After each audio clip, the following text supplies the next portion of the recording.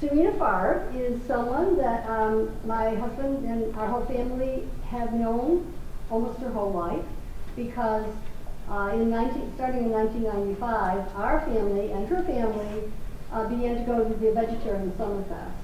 And we like to say that our kids grew up together, not that we lived in the same community, but that every year we saw each other at Summerfest. And so now Sarina Farb has grown to be a remarkable activist. She's got wonderful ideas, boundless energy, and this is the last talk in her series of talks. And I'm just delighted to see so many people here to see and hear her message. So without further ado, Sarina Farb will talk on Beyond Sustainability. Thank you.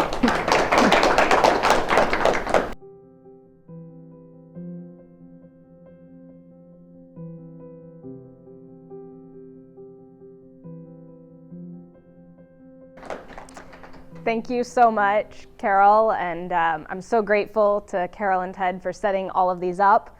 And as she said, we've known each other a long time, pretty much my entire life. And some of her kids that are dear friends of mine, I say they're like Rebecca's my adopted sister. So, but I'm very grateful to all of you for being here and that I get to share some of my ideas with you today. So I'm going to be talking about beyond sustainability. And when I say beyond sustainability, I mean sustainability is really important, but there's some aspects of this conversation that I think we need to move beyond. We need to think bigger and think a little bit differently if we really want to see the just, sustainable, and compassionate world that we all want. So that's kind of the topic today. But before we jump into this, I would like to get a show of hands. How many of you are already vegan in here? Okay.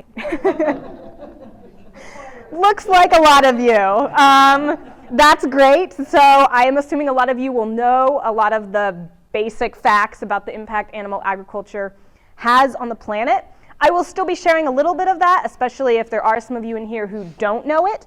But this talk is, I think you'll be happy to know, geared a little bit towards people that maybe are already pretty familiar with some of the facts about animal agriculture. So first of all, for those of you that have not been to any of my lectures before or missed seeing my van out in the parking lot when you came in, this is my vegan van that it's a converted camper van that I am currently living and traveling in giving these presentations.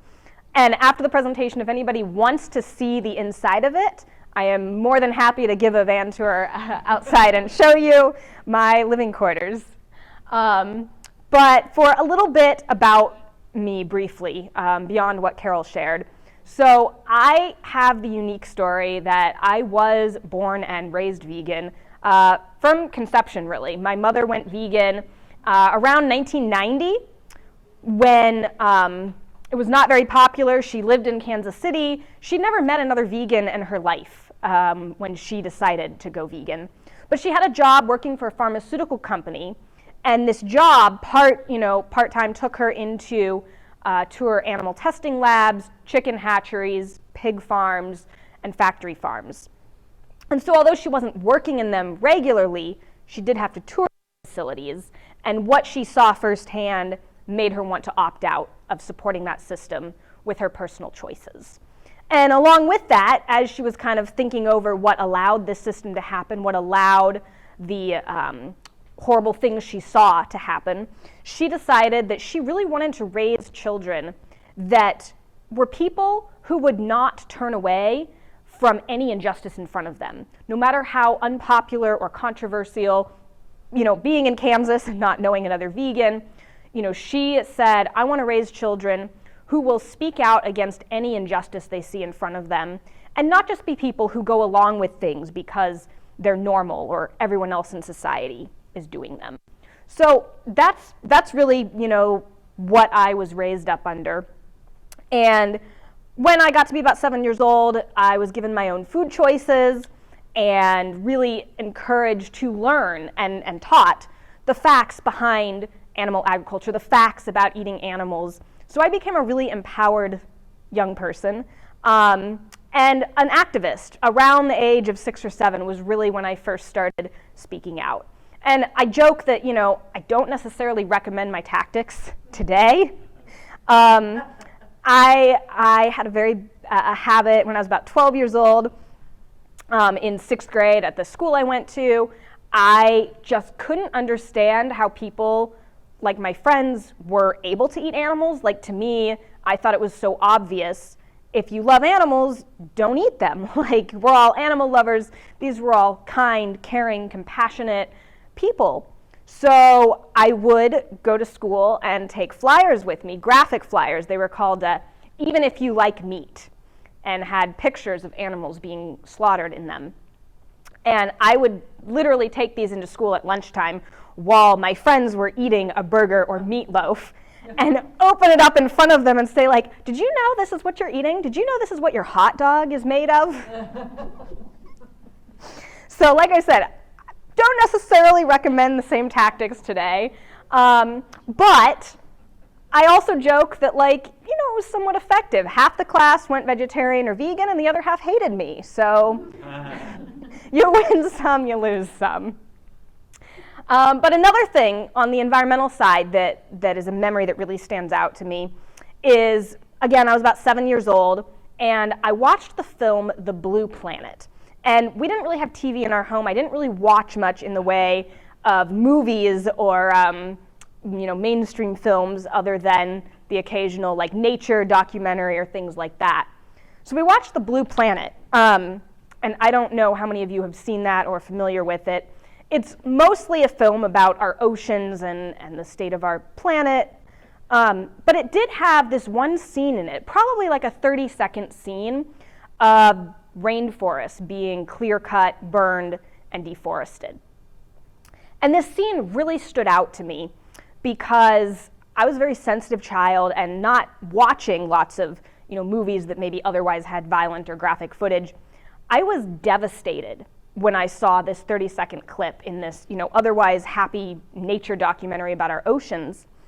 And literally for the next month, all I could talk about to anyone was the deforestation and the images in my head of orangutans hanging onto the trees as they were, falling over and losing their homes and habitats. And it really just made me more passionate than I already was about sharing this information. But on the environmental side, it broke my heart to see what we were doing to this planet and to the habitats of other beings.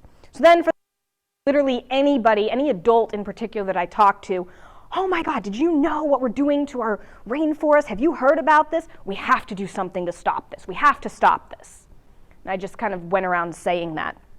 What really impacted me, and what really got me was how the loss of these habitats was affecting other beings, right? And that's a little bit about what I'm going to go on to talk about today. Are you going to describe those 3 sayings underneath on the side of your car there? Oh, I can. Yeah, so this is animal agriculture is responsible for 87% of climate change, 500 ocean dead zones, and 91% of rainforest destruction. Okay. So this is the environmental impact of animal agriculture. So we have an environmental crisis. I think everyone sitting here is probably aware of that. We have climate change, we have our oceans being polluted and dying and overfished.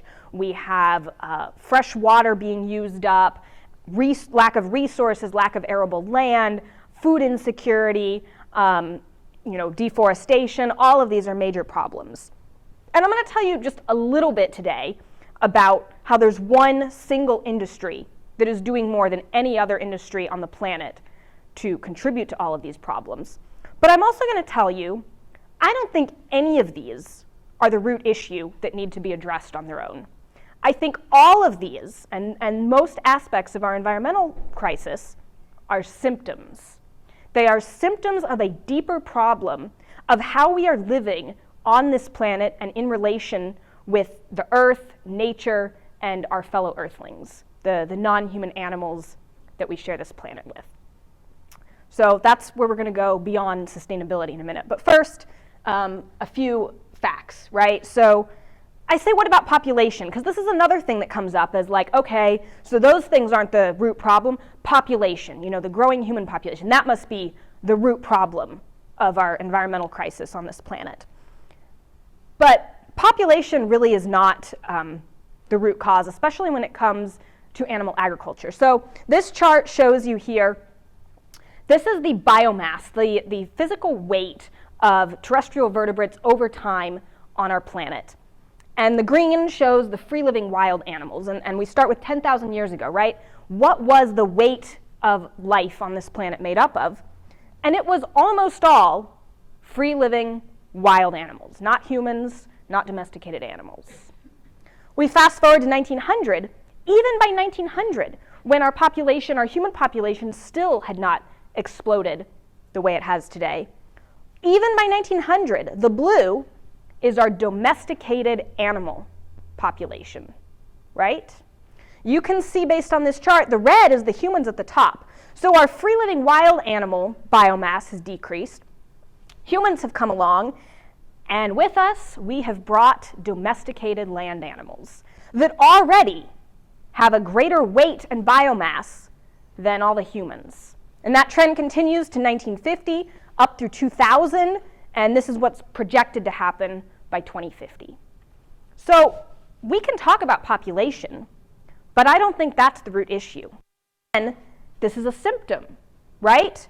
We have a population of domesticated animals that are a problem that we have brought into existence largely for the sole purpose of exploiting, commodifying, and using their bodies, largely as food, but in other ways as well. And that's more that root issue we're going to get at. But there's an inherent inefficiency when it comes to the domesticated animals on this planet and that we're bringing them into existence for, especially for our food system. And this is why animal agriculture has such an impact on pollution, on deforestation, on climate change, on freshwater consumption, on all of these issues, because there is an inherent inefficiency in using land, water, resources, energy, and time to feed other beings, cycle nutrients through them first before they get to us. It just doesn't make sense. So here's some facts, right? Animals cover 45% of the Earth's U.S. landmass right now. That's largely cows grazing out in the West. And this includes, right now, most cows are still fed grain and fattened up in feedlots after they graze for a little bit. We would need more land than all the land in the lower 48 states if we converted all beef production to truly grass-fed and free range. So that's not a solution either, right? Again, it's this inherent inefficiency.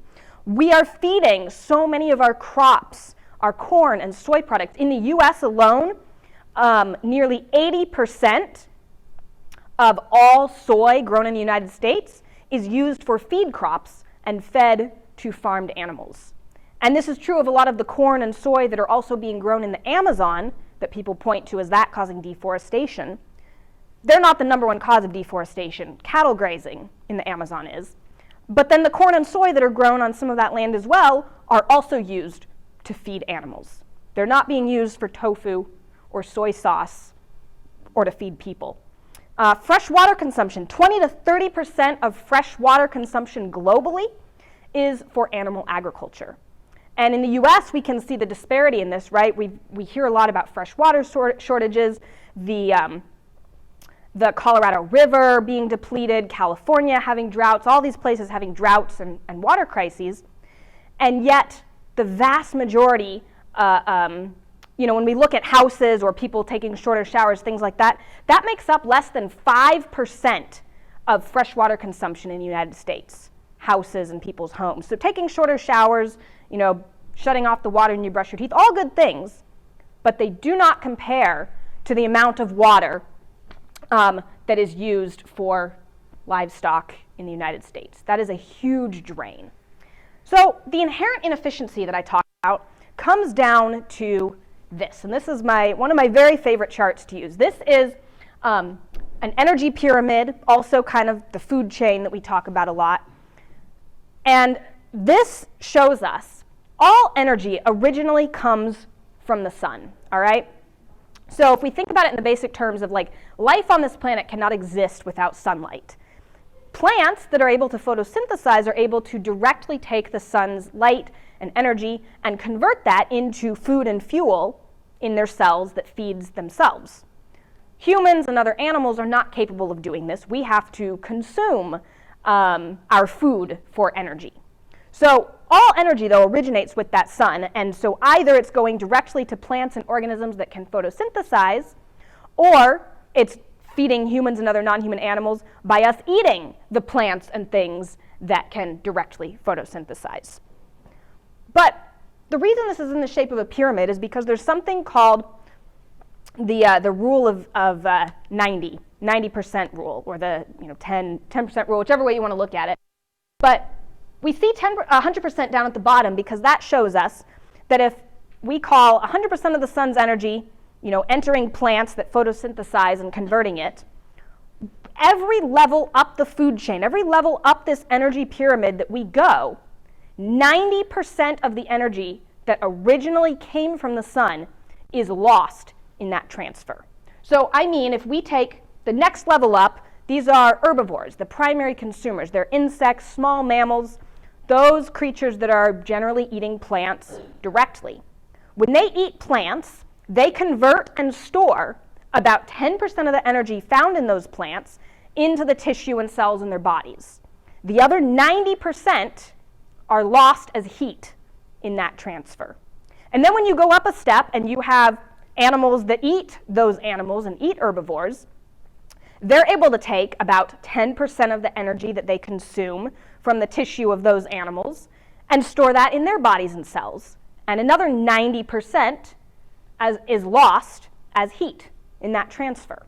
So we can see from this that the amount of energy and food and grass and plants and land that are required to sustain the life of a carnivore at the top of the food chain is enormous compared to the energy it takes to sustain an herbivore that's just eating plants directly. So I hear a lot of people say, but isn't it natural to eat animals? Aren't we, haven't we worked ourselves to the top of the food chain? And first of all, nothing about the way we are living right now is natural. We are wearing clothes, we are sitting in an air-conditioned building, and we probably all drove here in cars. None of these are things that our fellow animals do in nature. Going to the grocery store, buying plastic-wrapped package of meat that was already slaughtered and killed and packaged and shipped for us that looks nothing like the animal that it originally came from. That's not natural. So we have a choice as humans with logic and the capacity to make intelligent decisions and choose how we want to live on this planet. And that choice is, do we want to behave like carnivores and enter the food chain higher up in this energy pyramid that sucks energy and resources and life? Or do we want to enter it lower down, like the primary consumers, which, just for reference, in case there's anybody wondering, we have lots of science and data that shows not only can humans survive eating plant-based diets, but they can thrive and prevent many diseases and health issues. And I'm a testament to that. I have never eaten any meat, dairy, or eggs in my entire life. I did competitive gymnastics for 7 years when I was a child. I've run 2 half marathons. And not to say I am not a world-class athlete, and I'm not trying to convince you of that, but it certainly hasn't held me back from thriving. What's your cholesterol? I do not remember that number off the top of my head, but I have had it tested before, and it was very much fine. No, I think Carol's son has, what is Carol? What is your? It's very, very, very low. Something like 17.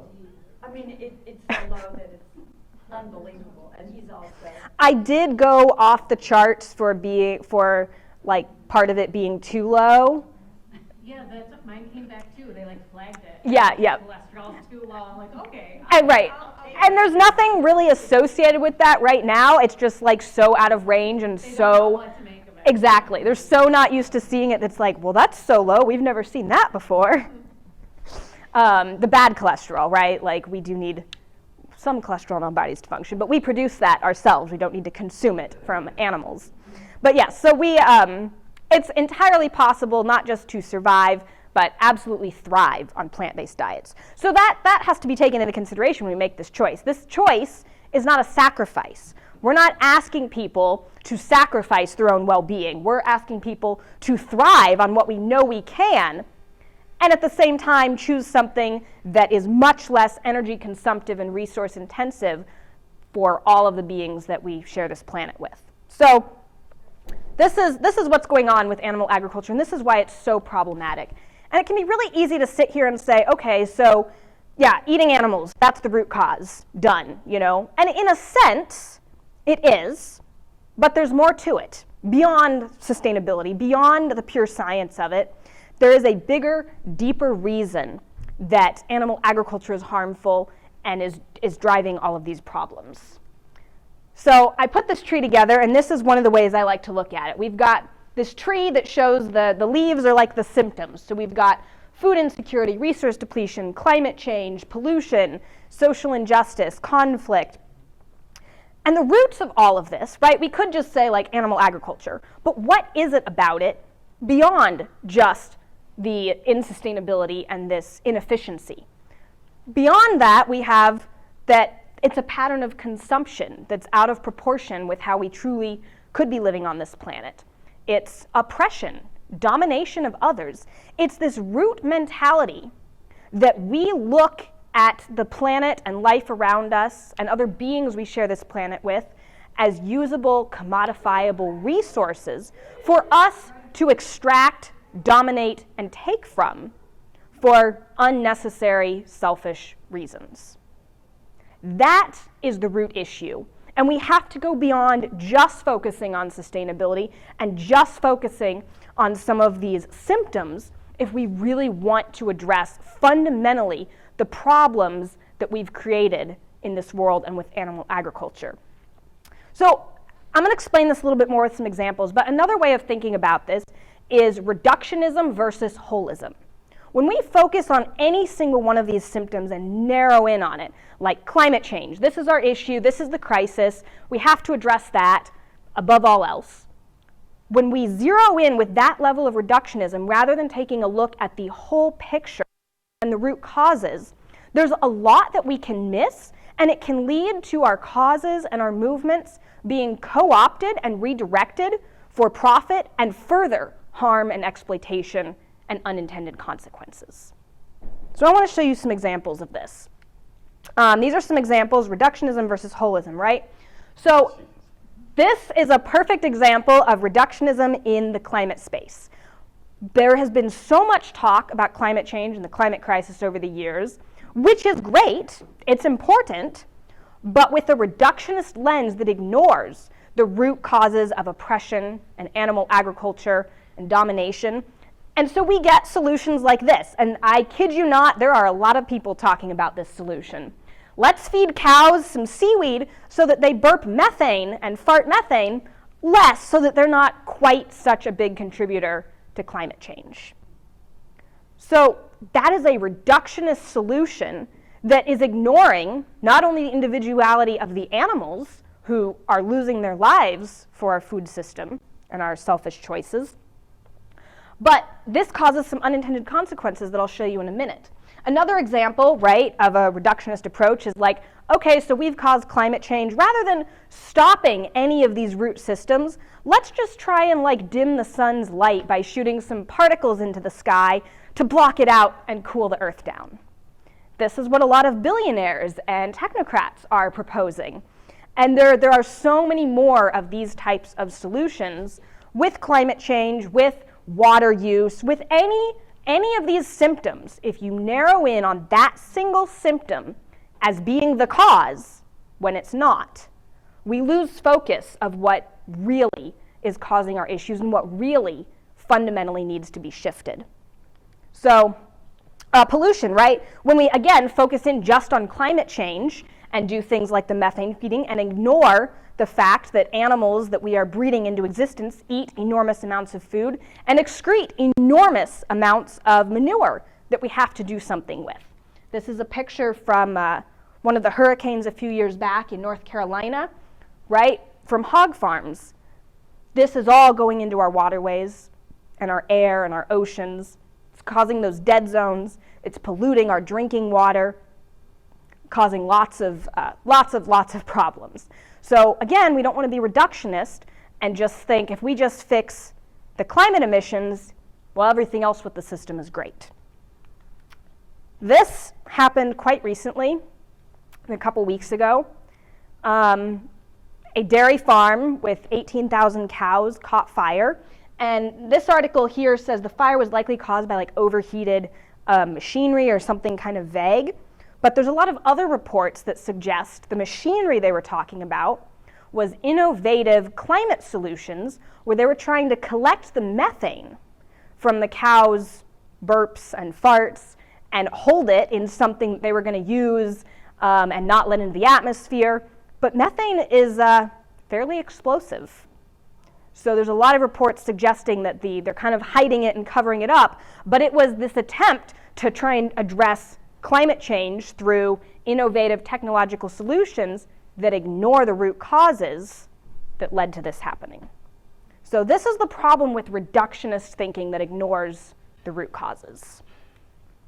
Now, the environmental community has been ignoring, as some call it, the cow in the room. And it's something that I've experienced firsthand myself. So back when I was in college, I went to a very progressive liberal arts school that had a huge environmental activist community, and students were holding sit-ins to force the college to divest from fossil fuels. They were sitting in the president's office, marching around campus, and I attended a number of these meetings and was excited to get involved.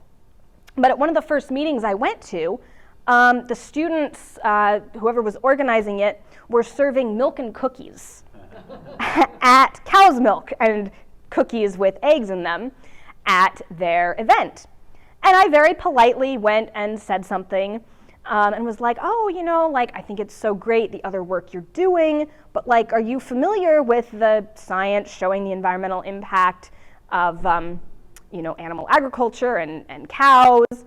And they were like, oh, we totally understand, but it's really unclear what exactly came out of their mouth. But they continued to serve non-vegan food. And that was very disheartening and very frustrating to me to see so much action on the one hand, but again, ignoring these other causes that were directly contributing to the things they said they were working against. And then I noticed this again in 2019 in particular. I was teaching high school in Kansas City at the time. And this is when Greta Thunberg, for those of you that are familiar with the Swedish environmental activist, who created a lot of enthusiasm and momentum around climate action and the school strikes for climate change. And I was able to help a bunch of my high school students participate in that, and we all attended the local Kansas City climate strike. It was huge. There were several thousand people that were striking and participating. But leading up to this event, one of the local organizing groups held, again, a fundraiser for this event at an ice cream shop. It was encouraging everyone to go and buy ice cream. And a bunch of vegans started commenting on the page and were like, here's the problems and blah, blah. And they said, oh, don't worry. There's like 1 or 2 vegan options on the menu, so you vegans can have something to eat too. Yeah. And we were all like, well, that's not really our issue. The issue isn't like, oh, is there something for me to eat? The issue is that you're encouraging people to go purchase a product that is contributing again to the problem that you're trying to raise money to fix. Make it make sense. So this is what I've found in the environmental community a lot. And I'm going to show you at the end something that I think you'll really like. But a lot of these problems I was seeing in the environmental community at that time are what really motivated me to do something different. I said, I love the enthusiasm, I love the energy here, but we're missing a huge piece of the puzzle. At the very least, we need to not be encouraging support for the industries that are causing these problems. But even more than that, we should be including speaking out against these industries as part of our activism. And so that kind of got me thinking, and fast forward a few years, and part of what I decided to do about it was create a vegan Earth Day March this year. And I partnered with my amazing co-organizer, Chelsea Davis, and we put together the first ever International Vegan Earth Day March. And I'll show you a very exciting video at the end about that. But the idea was we need the momentum and energy and model of a lot of the climate strikes that have been going on, but we need it focused on our food system. And not just our food system, not just on the sustainability and scientific piece of the impact of animal agriculture, but on the root issues, bringing in a more holistic perspective of justice for all beings. And so that's kind of what led to the creation of that. So the other thing in environmental communities that I see a lot of right now that I want to address is, and this is probably what some of the people that I spoke to about the various dairy fundraisers and things like that was, individual change, not really a big thing. Like, we used to talk about changing light bulbs and driving less, but we really need to be putting the pressure and focus on institutions, holding governments accountable, holding companies accountable. It's not on us individuals to take the responsibility, because we're just, people, whatever. How many of you have heard some of this rhetoric about blaming institutions? And yeah, it's gotten really, really big in the environmental community in the last few years. And I understand a piece of it, because the idea is, right, if we all spend time switching light bulbs and ignoring and not holding fossil fuel companies accountable, like, they're kind of shifting the focus away from them and their bad practices onto the individual consumer. When it comes to our food system, I simply do not think this is comparable, right? This might be a valid argument when talking about switching your light bulbs or something. But the difference is, there is no systemic change behind the scene that we can push for that doesn't also need us to be willing to change on the consumer end, right? You can't you can't go behind the scenes and try and make the system more sustainable and feed cows seaweed and do all this. None of those are getting at the root issue. We have to be switching to plant-based diets. And you can't do that behind the scenes at a systemic level. If you do, people cry out and say, the government's forcing veganism on me, and things like this. So we have to be willing ourselves to swap things out and shift our diets. And then we also absolutely need to put pressure on governments and institutions to do things like ending the subsidies that are unfairly propping up and supporting the dairy industry and the meat industry, and using our tax dollars to artificially lower the cost of dairy compared to plant-based alternatives. So there are absolutely systemic changes that need to happen. But at the end of the day, I don't like the systemic change is what matters and personal choice doesn't, because the only thing that we each truly have control over at the end of the day are our personal actions and choices. And how much sense does it make to be focusing on others, pointing the finger at the CEOs of corporations or our elected officials, saying, well, you need to sacrifice your profits, you need to sacrifice this, you need to make these changes for all of us, but no, I'm not going to swap out a burger for a bean burrito. No, I don't. It's too inconvenient for me to try and shift my food choices. It doesn't make any sense. So we need the systemic changes, we need those policy changes, and we have to start by showing people that we're willing to change too, and that we are changing and demanding these differences. So I wanted to touch on that. And then the last thing when it comes to the environmental communities right now is there's so much increased discussion about environmental justice and things like environmental racism and how the impact of climate change is going to affect marginal communities first, low-income communities, how pollution is already harming people that don't have as many resources and ability to move, right? So we're starting to see this huge focus on bringing humans into the picture, right? We shouldn't just care about the environment, we need to care about the disparities and issues it's causing for humans and how racism interplays with that, and sexism and income inequality. But there's, again, one big lacking piece. The individuals, the most brutal, the individuals that are being brutalized and harmed on the widest scale on the planet by pure number are being completely ignored. We breed and kill 70 billion land animals every single year around the world for meat, dairy, and eggs. And those individuals are not being given a second thought. They are not being discussed. They are not being included in any discussion of intersectional justice, of environmental justice. And that is a really big, issue that we have to address. And so I've seen this, one of the ways I see this come up that it really bothers me is there was this video a few years ago. I don't know, how many of you have ever heard of the YouTube channel like Adam Ruins Everything? Anybody in here? Okay. So he debunks a bunch of stuff. He goes in depth on things. He did this whole video that was very widely viewed by a lot of people that was called Why Trophy Hunting is Actually Good. And basically the argument was, if we sell a few trophy hunting licenses for like lions or tigers or elephants for, $20,000, $50,000, then we can use all that money. So yeah, we'll sacrifice a few animals will be killed by trophy hunters, but then we're bringing in so much money that we'll be able to use that to better protect the rest of the animals, the rest of the species. And this is a very common argument I've been seeing in ecology spaces, in a lot of environmental communities. This is true with deer hunting in the United States and hunting licenses. I've had people tell me this. And this is why it's so important that we go beyond sustainability, that we go beyond just the numbers and environmental impact. Because even if it's true, even if that logic is really true, and you're going to save more animals by allowing a few to be killed, who and what are we saving them for?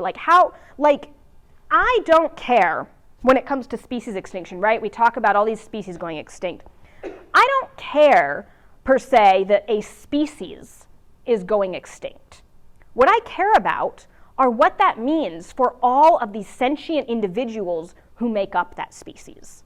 I don't care if the human species goes extinct, but I care about what that extinction process looks like and what kind of harm and impact and suffering and death humans going extinct would mean for all of the humans on the planet right now. Do you see that difference?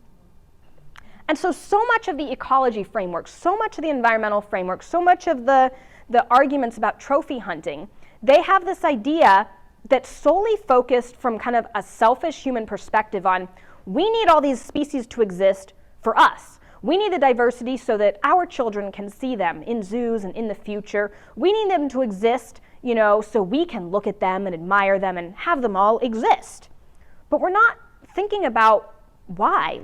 Who are they existing for? Why does their existence matter?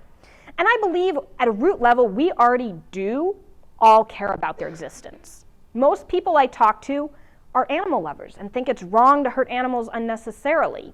Most Americans consider themselves animal lovers and, do things like break windows if there's a dog trapped in a hot car, right? We're willing to take those risks for the animals that we know and love and view as individuals.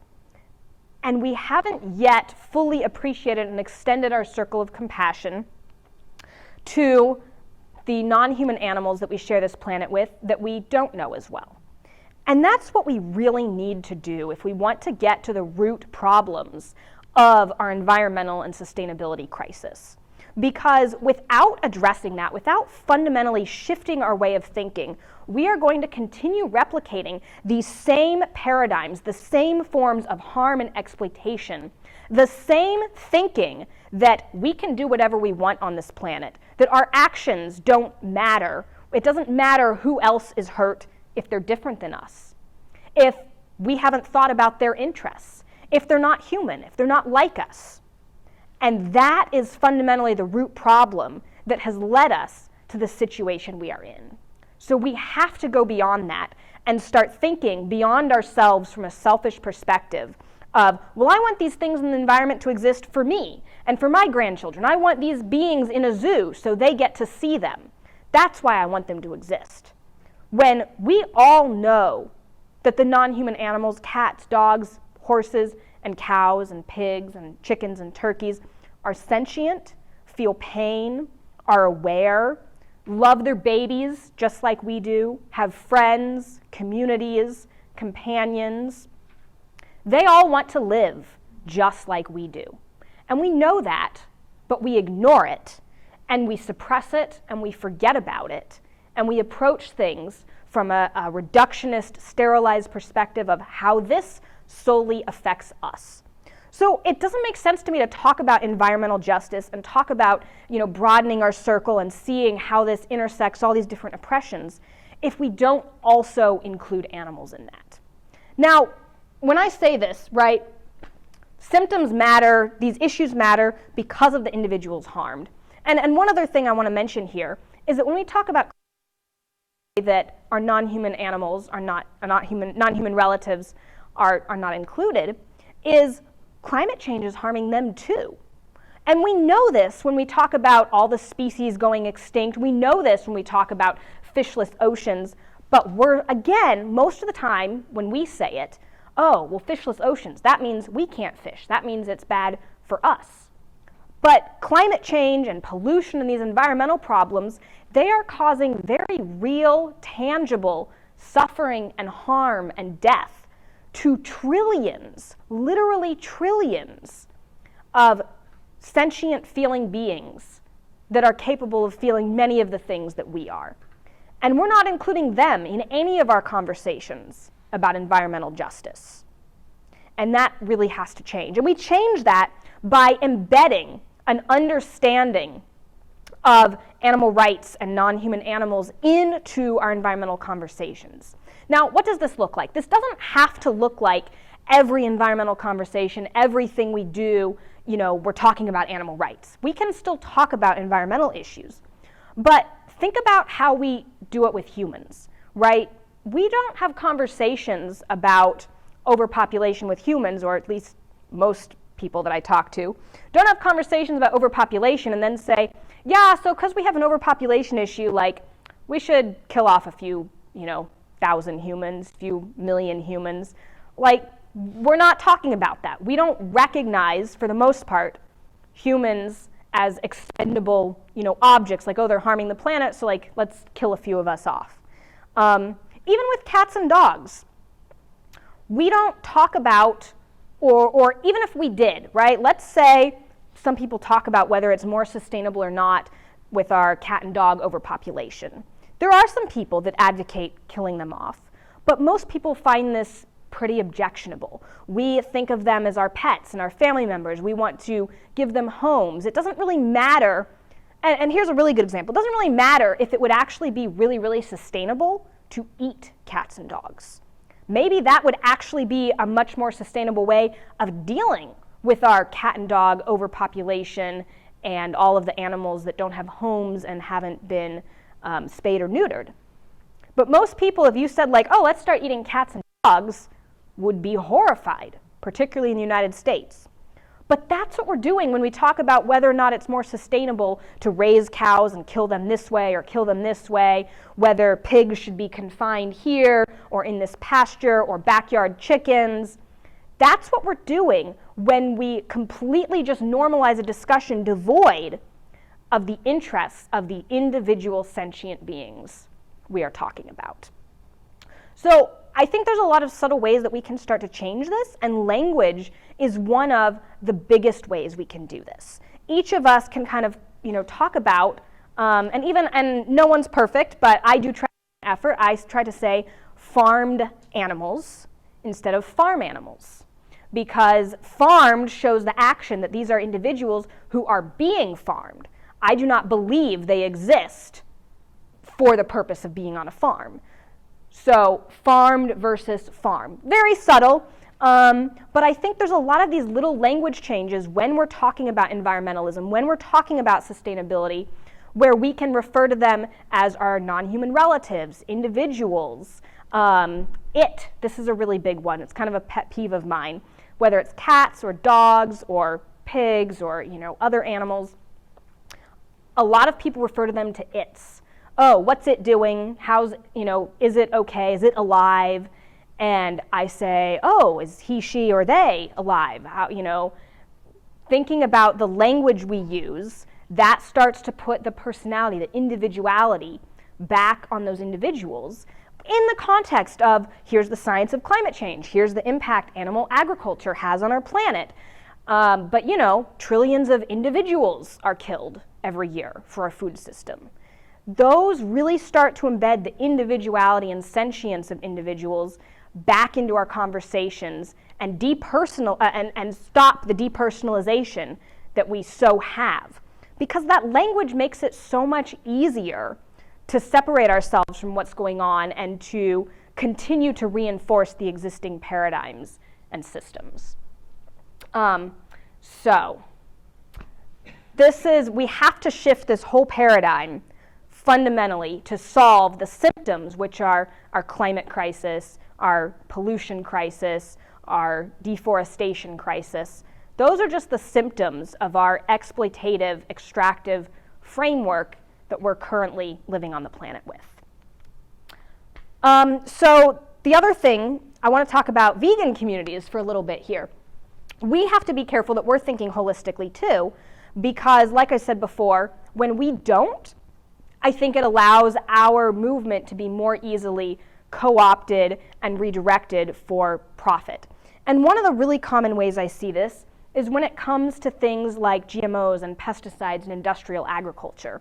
A lot of people in the vegan and animal rights communities are very quick to shrug these off and say they don't matter because we want to do anything to get people to not eat animals. And I completely understand that. As someone that is driven by compassion for others, I totally understand that. But one of the things that does is it alienates us from some of the other food justice and environmental communities who have been doing a lot of work against corporations like Monsanto and pesticides, which are also very harmful to non-human animals, and the runoff from pesticides is killing so many birds and wildlife and mice every year. So we need to be careful about not just saying like, oh, monocrops are fine because I'd rather you do that than eat animals, but look for the better solution, the solution that is at the intersection, the best of both worlds. And one of the things I see, particularly in online conversations, is that people kind of pit the two against each other. They'll say people have said this to me, well, if I raise a cow in my backyard or a few chickens, it's really, really sustainably done, and that's better for the environment, they'll tell me, than you buying your monocropped, corn and soy shipped in from around the world that killed thousands of little animals in the field. And on the one hand, they're right that our vegan food is not, completely harmless. It has an impact too. They're ignoring the fact that most animals are actually consuming the vast majority of corn and soy products, and they're not going to feed humans. But this is also a false dichotomy because it doesn't have to be either or. If you're going to hold up the so-called best of backyard, sustainable, regenerative animal farming, which is still ignoring the violence part, but if you're going to hold that up, that's not what most people are eating. 99% of animals are still being raised and killed in factory farm conditions in the United States.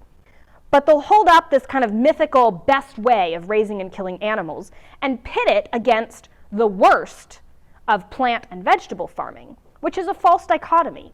If you're going to hold up this theoretical best of raising and killing animals, well, let's hold up the theoretical best of producing plant foods to feed all of us that are also better for the environment. And so this is veganic farming. And veganic is like it sounds. It is ethically vegan, doesn't use animals or any animal inputs or manure, and it uses sustainable, regenerative, organic practices that help create local, really healthy gardens and communities not based on monocrops and pesticides and GMOs and large industrial inputs. And this does not get talked about enough. So I think veganic is the future of our food system. And this is a map from Veganic Farming. I don't remember the exact website, but this is a map of all the dots are veganic farms in the United States. And we're kind of in the infancy of the veganic farming movement. We need a lot more veganic farms. We need a lot more effort in this area. We're not there yet, but there's a lot of really promising case studies and examples of just how healthy and prolific and how much food we can produce on such little land using these sustainable veganic practices. And with that, another way that this is starting to make change is something called farm transitions. There are more and more examples of animal farmers that want to transition, that don't like what they're doing in the system they've been a part of, but they kind of feel trapped and don't know how to get out of this and still use their farm and their land profitably to produce another kind of food. And Renee King-Sonnen of Rowdy Girl Sanctuary in Texas, she's a former cattle rancher who turned her ranch into a sanctuary for farmed animals. And she has been doing farmer transition outreach. And one of her, this is Farm Transition Academy, actually. This is not hers. But this is, some friends of mine run this, and they are fantastic, and they are training activists how to outreach effectively to farmers transition to like veganic farms from animal-based farming. Maybe I didn't put it in here. Okay. This one example from Rowdy Girl Sanctuary, she actually outreached to a chicken farm, a large industrial, I think they had like a big shed kind of, I don't know, it was factory farming conditions, I don't know how big it was, a chicken farm in Arkansas, and they've converted their entire farm and shed to mushroom production now. And there's more and more examples of farmers doing this, and that's what Farm Transition Academy helps with. So to wrap this up here, I want to show you the promo video we put together for the Vegan Earth Day March, which just occurred for the first time in April. And we had 50 cities in over 26 countries join us this year with marches, strikes, rallies, outreach events, all gathered around the idea of we have to transform our food system to one with a paradigm shift that is nonviolent, peaceful, just, and sustainable. So, let's see. We have a major climate and ecological crisis that we are facing right now. Way too many governments, politicians, and even environmental organizations are not talking about one of the biggest root causes of our climate. Animal agriculture. We must stop animal agriculture from destroying our planet. We turn on the news, we see places flooding, we see places on fire, we see a planet heating up, and this is all a direct result of the way that we treat nature. What humans are doing to other animals is central to our current global health and environmental problems. The unnecessary raising of billions of animals for human consumption. We have to stand up and say, no, I'm not going to support this.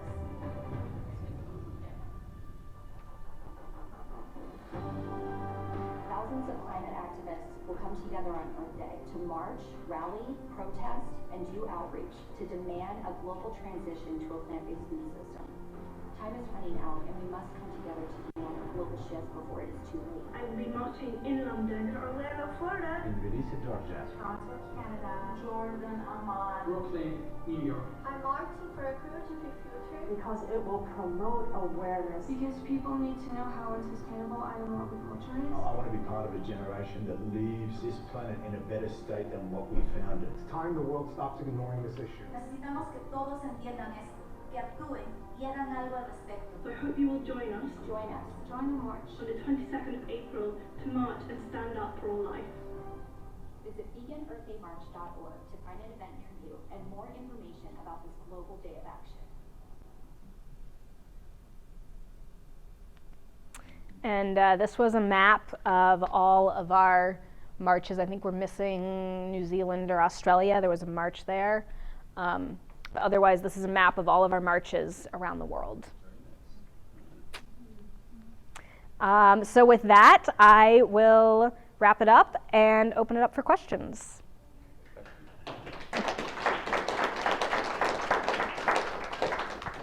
What do you have against GMOs?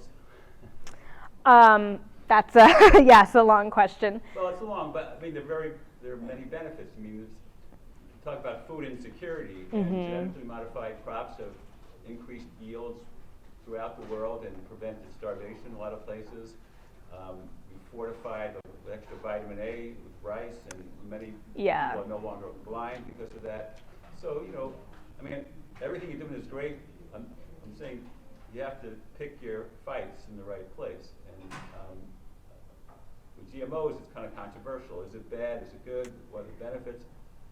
I would argue that it's only controversial because the companies doing it have been really, really good at propaganda, and that the benefits that they've sold us are, so like one example is like vitamin A, golden rice. That has been held up for a long time as, you know, here's the great benefit. To this day, they still have not made the golden rice work with nutritionally relevant amounts of vitamin A in it, but they continue to hold it up as a perfect example, and yet the vast majority of GMO crops are glyphosate-resistant crops for feed crops for animals. So we are spraying massive amounts of glyphosate in our environment like never before, mostly for feed crops. But then when we criticize GMOs, they go, oh, but golden rice, oh, but food insecurity. And it's largely a redirection from how the vast majority of them are being used. So what you're saying is GMOs there's nothing really wrong with them, but the way they're being used is like my argument is largely from an environmental standpoint. So I know that there's, you know, other questions about like, are they healthy to eat or not? But the environmental standpoint, it's very clear the harm that a lot of these have done in terms of increased pesticide use and herbicide tolerance.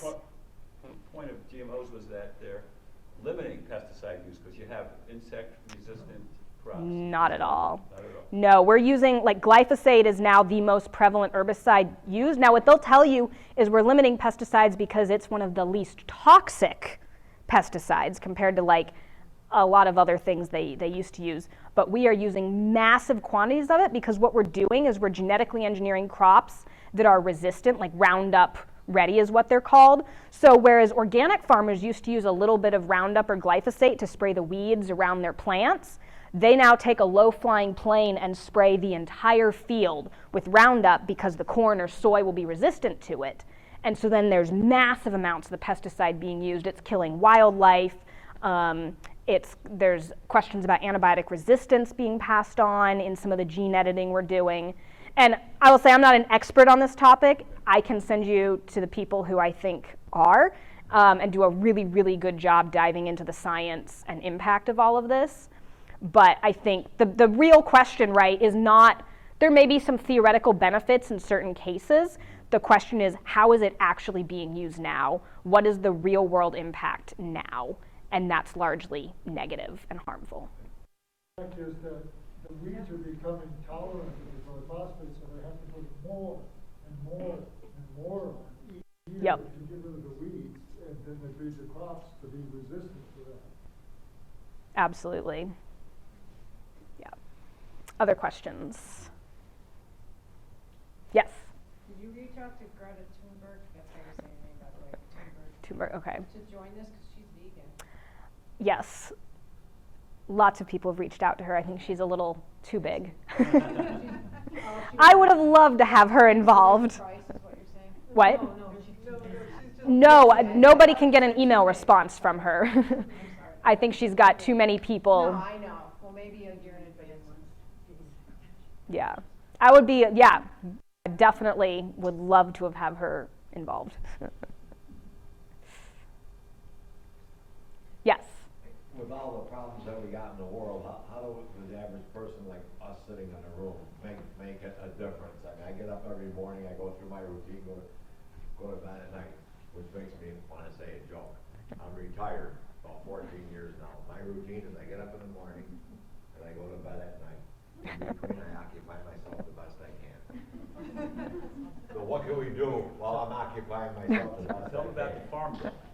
Yeah, great question. So the two things I'll answer that. One, don't diminish the power that you have being you with the life you are living on those around you.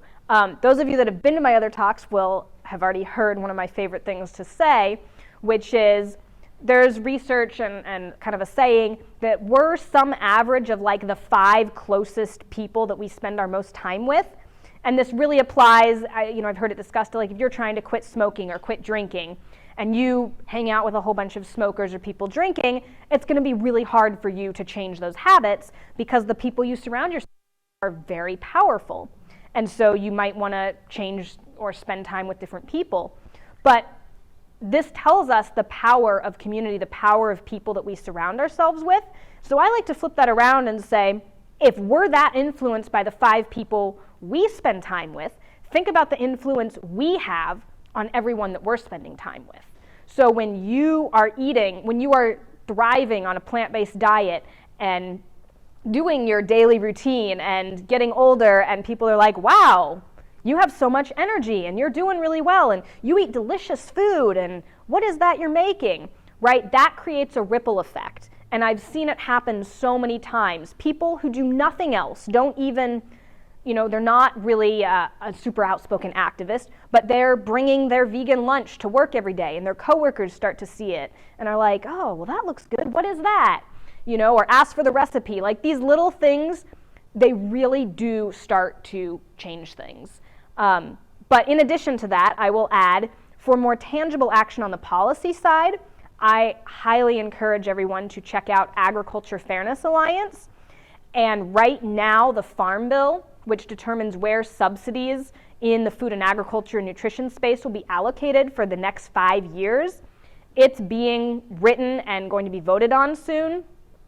And in terms of subsidies under the Farm Bill, last time it was written, less than 7% of subsidies went to plant farming. Most of them were going to the meat and dairy industry. So this is the biggest root cause, I think, of our current systemic issues in the food system. So if you call your legislator and want to start getting active and saying, shift the subsidies, stop subsidizing and bailing out the meat and dairy industries, I think that's really powerful. Agriculture Fairness Alliance. Yes. So I wanted to say something to you, sir, because I think you came into my office, you probably don't remember me, but to meet with my dad, he's a financial planner. Oh, yeah. So he came in, I'm plant-based, my dad was very plant-based for many years, he kind of waffles back and forth. But after you coming into our office, even though everything we do in our family's vegan, he has not, and was that a month or 2 ago? Yeah, he has only been eating whole food, plant-based, after talking to you. So I'm here every day when you make a difference to him, just so you do make a difference, just so you know. I love that. I just wanted to say, when I do talk to people, vegan doesn't have to be 100% or nothing. I mean, you start out maybe 60%, 70%, et cetera. One day a week you can have a cheat day. You want a big steak, a burger, or something like that. One day a week, fine, or pizza. Go all out. But the rest of the week, just try to transition. It's a slow transition. You might be 60%, and you might be 70%. You could be, but there's no vegan police out there, I call them. Yeah. But just try to, and I think that a lot of people are going to that, to eat more plants and et cetera, vegetable, fruits, vegetables, and then really eliminating a little less meat. So it's a transition. It takes time. It takes time. That's what you think, Don, about no meat. Yeah, right. Yes. So I did have a question for you. Yes. I know this is a small thing, but my son's 5 and he can't get milk at school without a doctor's note. He doesn't, if he has milk, it does upset his stomach, but he's not going to go into shock or something. So I can't get that doctor's note saying he's allergic to it, and I don't think that's fair. I think he should be able to go to school and get soy milk or whatever on cereal and not feel totally isolated. So would you suggest starting in my district level, or would I go to the state level, or how do I go about being the most effective, soonest on that? That is a really good question. Some of those laws are federal. Some of them are state. It's subsidized. That's separate from subsidies. There is actually there has been a requirement for many years that schools have to offer a glass of milk to children, and I think needing a doctor's note to opt out might be a state policy. Don't quote me on that. No, it's to make, because I have to pack his lunch every day. If he wants to buy lunch, he has no milk option, is basically what I'm saying. Okay. And like for breakfast, he has just dry cereal. He sits there and eats his dry cereal while the kids have milk and cereal. And he's a good sport about it, because he gets it, but it's like. So they have soy milk there, but you need it. They will only special order it for me if you have a doctor's note. Yeah, so it's like they don't even keep it so stocked. I would say get in touch with Amy Hamlin of the Coalition for Healthy School Food. Okay. She's actually in New York, in Ithaca, but she works on, she would have better answers for you on how to address that.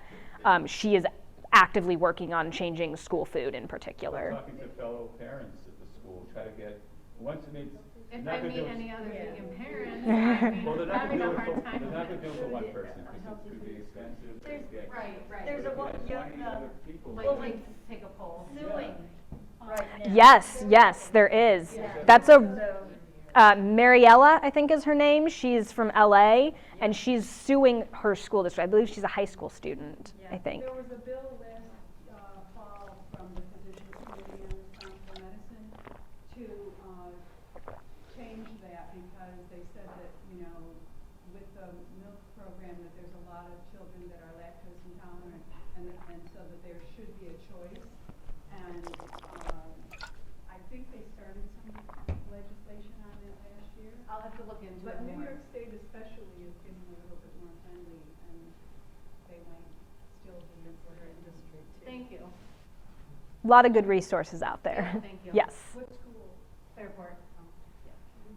So I have a little activist story, I guess. So I wore one of my T-shirts at pickleball that was a plant-based thing, and one of the guys asked me, what's that shirt you're wearing? And I said, oh, it's my favorite vegan restaurant in Brooklyn, New York. And he's like, oh, that's interesting. I wonder, I've always kind of considered this. And so he went home and he told his wife that he's kind of interested in what this is all about. And she's a retired nurse, and she's like, all right. And she does all the cooking. And so she just dove right into it and just started with the plant-based stuff. And he came back to pickleball the next week, and he said, well, you made one person in my family very happy. Amazing. That's what a T-shirt can do. It starts conversations. I kind of struggle with the whole, the oppression stuff and the money that's out there in the food business. Because I worked in that business for the food ingredients, and it's so profitable. I mean, they make so much money. And I don't see that changing. I just think that they're so powerful. So how, it takes some momentum. Mm-hmm. But what do you think? It can be, I'm with you. It can be depressing sometimes to look at it and feel like, there's all these money and institutions kind of working against us, and they are huge, and they've rigged the political system to use our tax dollars and all of this.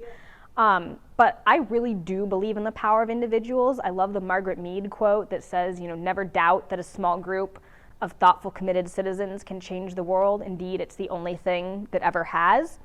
And one of the things that I kind of hang my hat on is there's a lot of social change research out there that suggests change doesn't happen on this linear, we need a majority of the population to believe something or support something to change, but that there's often these tipping points that are much less than a majority of the population. Research suggests it's somewhere between, and it probably varies in different situations, but between 10 and 25% of the population strongly holding a belief about something, where you can be getting and you won't realize how close to a total paradigm shift you are, and then you hit that tipping point, and then it's things change very rapidly. It's like the he, she, they. When we were born, that wasn't even on that wasn't a topic, and now it's changed. Our world has changed. Even whether there's discrepancy about it or not, that's not the point. But it's changed. It's in the mainstream because enough people were concerned about it. Money, that's not as driven by money. Right. We just need to convince more people. Yeah. It's, I really think, you look at even just the changes in the non-dairy, milk options at the grocery store. I look at when I graduated high school, in 2012, I didn't know a single other vegan, let alone like, I don't even think, I maybe knew one other vegetarian. My sister graduates 4 years later, she knows like 5 or 6 vegans. A couple years later, people are like, oh yeah, you know, a third of the school is vegan or something. And not that they necessarily all are, or that everyone is an activist, but that shows you like things are changing, I think, very, very rapidly in terms of the public discourse around plant-based foods, plant-based food systems, and veganism.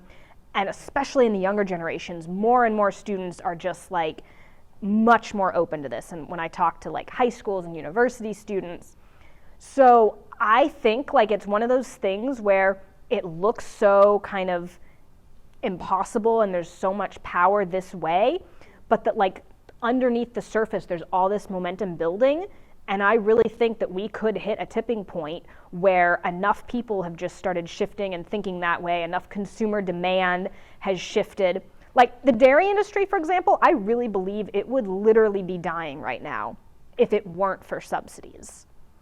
Due to consumer demand, due to so many people realizing it's not necessary, due to so many people being lactose intolerant. So yeah, there's money, yeah, there's those policies, we need to work to change those too, but consumer demand and us taking a stand on things is really powerful, and I really think things could change very rapidly in my lifetime. Yes? You mentioned before about a slide about agriculture. Was it vegan agriculture? Veganic. Mm-hmm. Is there a website for that? Yes. If you Google veganic, it'll come up. I do not remember. I think it's veganic.world maybe, but just Google veganic agriculture, veganic farming. I'd like to find out about it in particular in New York State. New York does, it has a number of them, I think. Well, isn't that self-evident? Veganic agriculture be growing plants? I mean, isn't that what veganism is? Plants? Yes, yes. But the veganic is the organic. It's like the combination of vegan and organic. So like they don't use pesticides, it's very like... They don't use cow manure. Yep, so it's no manure, no animal inputs. That's the vegan side. Like but all the broccoli we eat is all... Yep, yep. Is that right?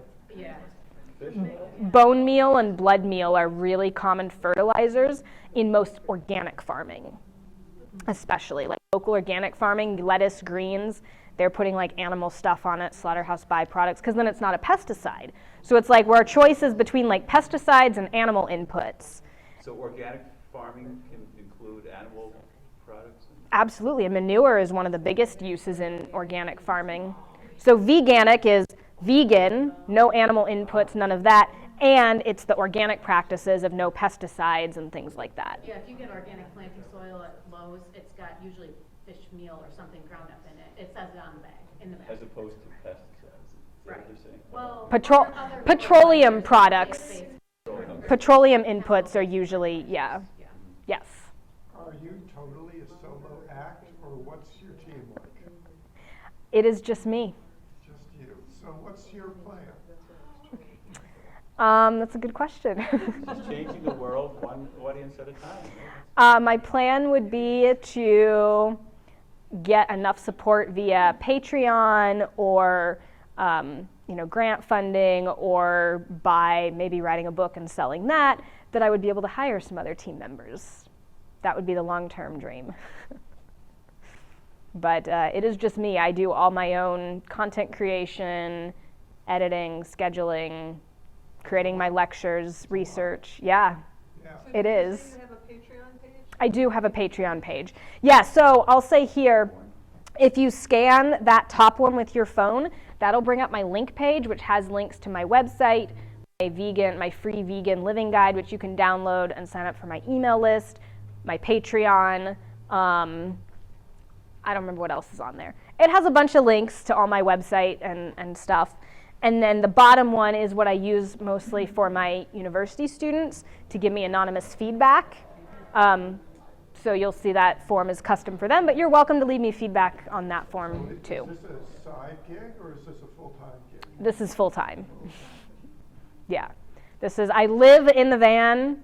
Currently, I gave up my apartment last August so that I could do this full-time and travel around. And then I do a combination. The winter I spent organizing the Vegan Earth Day March, and that I had a lot of other people and organizations involved. My co-organizer Chelsea and I did that together. So I work on stuff like that, and then I travel around speaking, and then other times of the year I take recordings and videos of me speaking and turn them into content on social media. When are you testifying in front of Congress? You tell me. Let me know when there's something to testify for and get me there.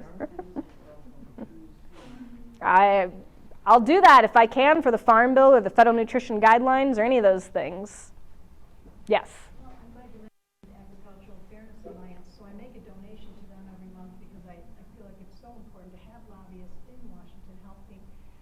So are you going to work with them at all, or do you partner with them at all? We have been partnering with them through the Vegan Earth Day March. So that's one of the things we were doing with that, is we wanted to have all these marches, calling on individuals to go vegan. We actually had 3 demands, which was 1, individuals need to go vegan, 2, governments need subsidies, and then 3, institutions need to endorse and support the plant-based treaty. So we wanted to have individual demands and systemic policy demands. So we are currently using our email list and our social media platforms from the Vegan Earth Day March to share the policy work of Agriculture Fairness Alliance, of Chili's on Wheels, who partners with them as well, to support and share how to submit testimony and comments and things on that. So I just wondered, is that your recommendation of the best place to try to support at a higher level than calling local politicians or your local people? I think we need that too, and I think even those groups recommend that. A lot of the policy things that you can donate money to them, but one of the things they also want you to do is they'll send things out, and it's an alert. PCRM does this too, and they'll say, here's the form letter, everyone take this and customize it and send it to your legislator. So that's, I think, the more, and that's a lot of the stuff we've been sharing from Agriculture Fairness Alliance, is when they put out a call of everyone send this to your legislators, we try and distribute that and get everyone to do that. But yes, but if anybody does feel so compelled to donate, Patreon is a place you can support me. Thanks. Thank you. Thank you.